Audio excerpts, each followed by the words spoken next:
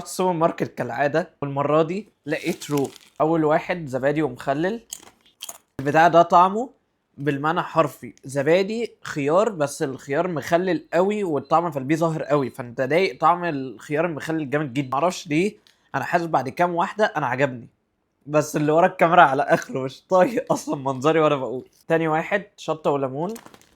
حقيقا كل الشيبس اللي معايا دلوقتي هو مزجزج. الشيبس ده حلو، انت حاسس بمزازة الليمون قوي اكتر من الشطة.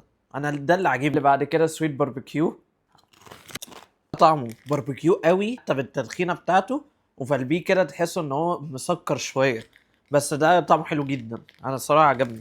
انا كل الشيبسيات اللي جايبها النهارده انا حاسس ان انا لو رحت عملت سندوتش كفتة ولا اي سندوتش واحطهم في البيه اكلهم الصراحة. مع ده اول واحد سويت ليمون.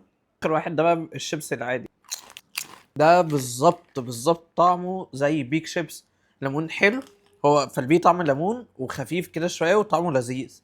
بس ده كاتل كوكد، يعني اللي هو النص مقلي دي، فتحس ان ده ناشف اكتر.